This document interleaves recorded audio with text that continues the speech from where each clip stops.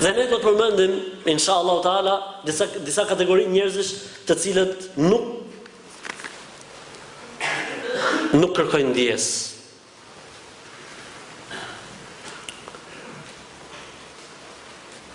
Kërkimi i ndjes mund të jetë i përgjithshëm, që do të thotë muslimani në çdo mëngjes dhe çdo darkë i kërkon ndjes Zotit të tij.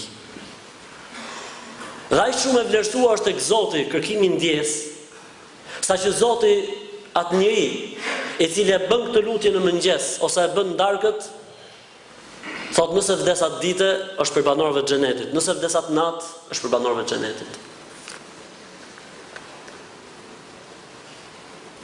Zoti kënaqet për robët e tij kur ai e kupton se është i mangët në raportet që duhet të ketë, që duhet gëzojë Zoti tek ai. Kënaqet Zoti dhe e fal robën e tij kur njeriu thotë Allahumma anta rabbi la ilaha illa ant. Khalaqtani wa ana 'abduk wa ana 'ala 'ahdika wa wa'dika mastata'tu. A'udhu bika min sharri ma sana'tu. Abu'u laka bi ni'matika 'alayya wa abu'u laka bi dhanbi faghfir li. Fa innahu la yaghfiru adh-dhunuba illa ant. O Allah, o Zoti im. Nuk ka Zot tjetër i cili meriton adhurimin përveç teje. Ti më ke krijuar dhe unë jam rob i yt. O Zoti im, unë mundohem t'i përmbahem besës që t'kam dhënë, aq sa kam mundësi. O Zoti im, unë i pranoj dhe i pohoj dhe jam koshient për të gjitha të mirat që më kanë ardhur prej teje. Dhe njëkohësisht, o Zoti im, pranoj, deklaroj, pohoj dhe jam koshient për mëkatet dhe gjunahet që bëj kashit teje. Po ama, o Zoti im, unë besoj se nuk ka Zot tjetër që mua mund të më fali përveç teje, prandaj më fal, o Zoti im. Muhamedi a.s. thot, kush e thot këtë lutje në mëngjes dhe vdes atë ditë, është për banorëve të xhenetit. Kush e thot këtë lutje në darkë dhe vdes atë natë, është për banorëve të xhenetit. Allahu na bëf për atyre njerëzve që i kërkojnë ndjes vazhdimisht Zotit të tyre.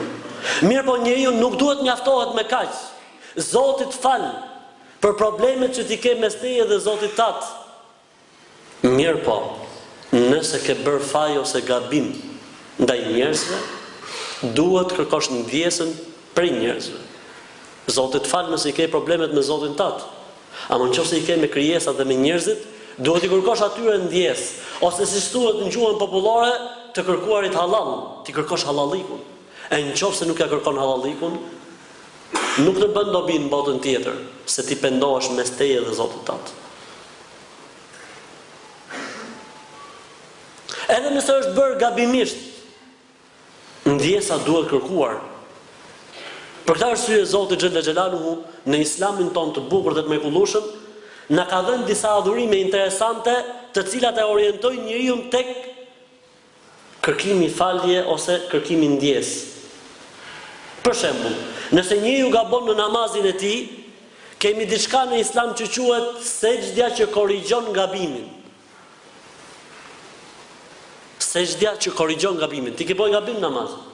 I kërkon ndjes Zotit duke bërë 2 sejdë në mënyrë që të fshihet gabimi që ke bërë gjatë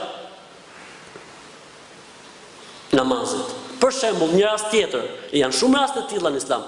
E gjitha këto për faktin e vetëm që muslimani duhet të edukohet me moralin e kërkimit ndjes. Për shembull, nëse njeriu e thyn betimin, është betuar për diçka, pastaj e theu betimin. Obligohet që ta kombesoj këtë betim, duke ushqyer 10 varfër ose i veshur 10 varfër ose duke ushqyer 10 varfër ose duke agjëruar 3 ditë. Islami ka kërkuar për njeriu që të jetë në këto norma. Të jetë tip i ndjeshëm dhe të jetë prej kategorisë njerëzve të cilët i kërkojnë ndjes, se duke kërkuar ndjes, kënaqim Zotin në radhë parë, kënaqim njerëzit, pastrojmë zemrat dhe shpirtrat tona dhe shpirtrat e njerëzve të cilëve ne ju kërkojmë ndjes.